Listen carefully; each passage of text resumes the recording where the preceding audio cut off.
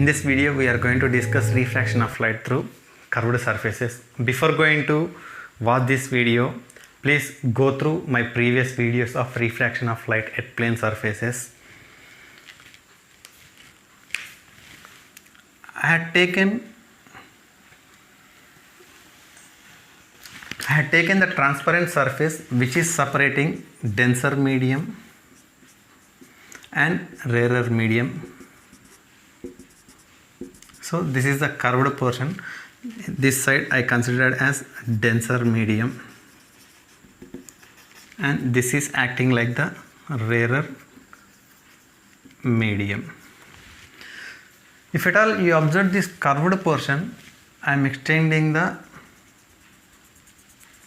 path of the curved portion. If at all you observe this path of the curved portion, it is appearing like the sphere.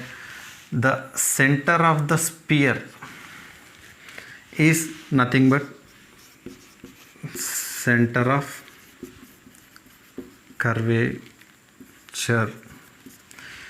Is it clear? The center of curvature is nothing but center of the spherical portion. Is it clear, children? And I consider the midpoint of the curved portion, or nothing but the geometrical midpoint of the curved portion, as pole.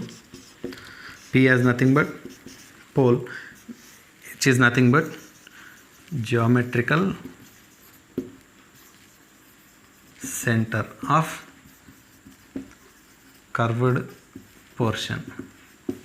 Now I had drawn the line joining from optic center and pole. Optic center is nothing but center of curvature. This line is nothing but principal axis. To draw the normals, randomly I had taken one point anywhere on the curved portion. Let us name that point as A. Now join the points C and A. C is nothing but center of curvature and A is nothing but any random point. So this line is acting like the normal here, and randomly you can take any points, you can draw the normals. Let us draw the normal by joining C and B, and this one also acting like the normal. It's clear, children? So whatever the normals I had drawn, the two normals, or any normal you can draw, the normals will consisting of different direction, and moreover they are passing through optic center. You should remember this. Is it clear, children?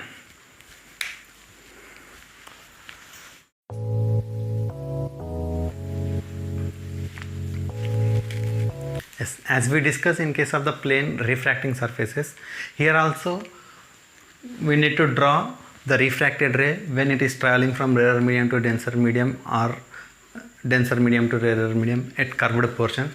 So to find out that, you need to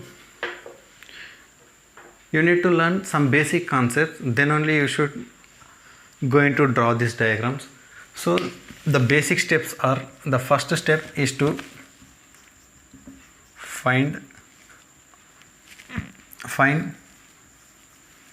center of curvature. Center of curvature of the spherical part. Is it clear? So the first step is to be find out the center of curvature of the spherical part. Coming to the second step, draw normal. Draw normal through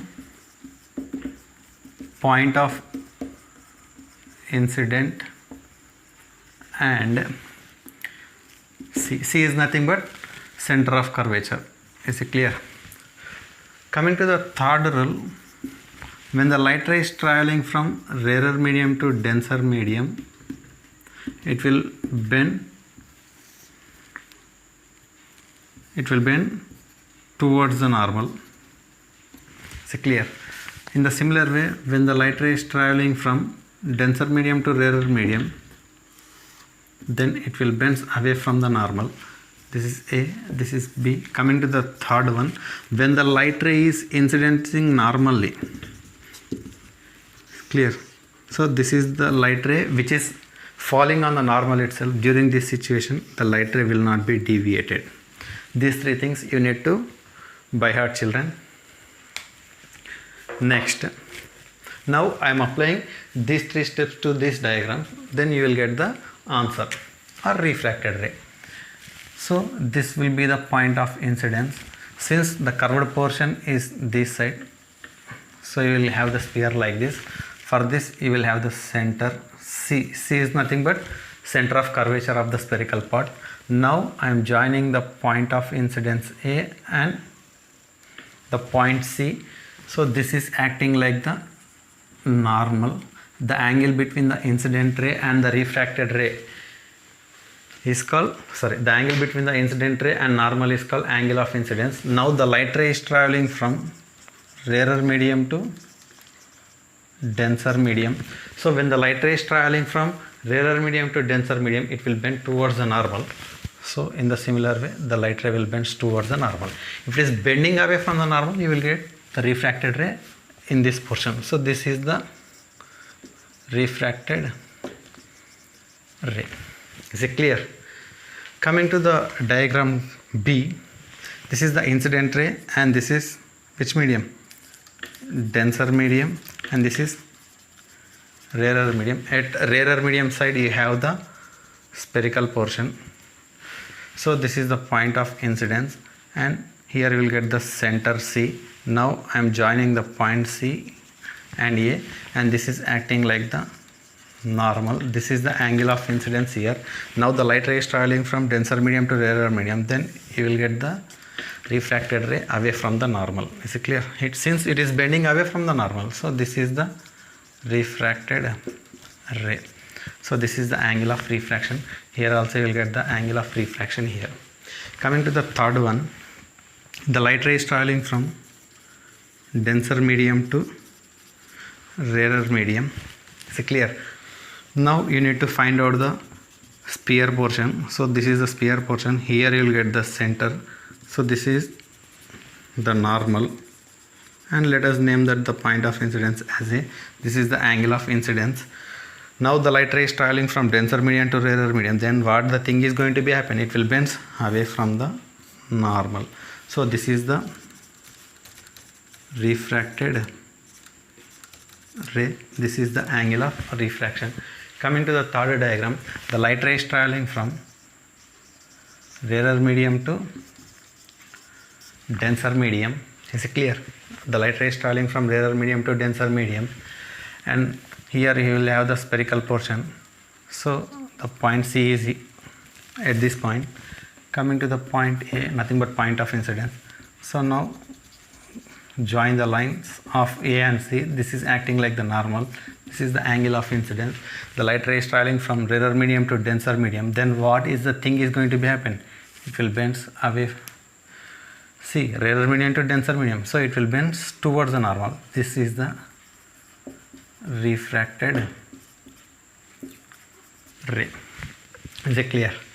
Coming to the diagram F and G. In the diagram F, the light ray itself is falling on the normal. So the refracted ray will be undeviated. Coming to the diagram C, the light ray itself falling on normal. So it will move in the same direction without bending. Is it clear?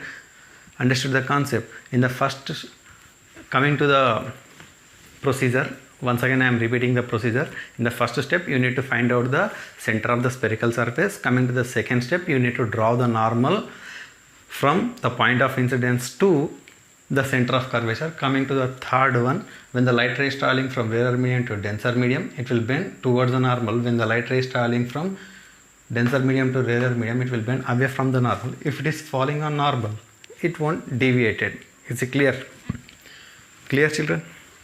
Next, now the question is, does the laws of refractions are valid for curved surfaces? What are laws of refraction? What are laws of refraction? First law of refraction is nothing but incident ray, refracted ray and normal will lies on the same point. Is it clear?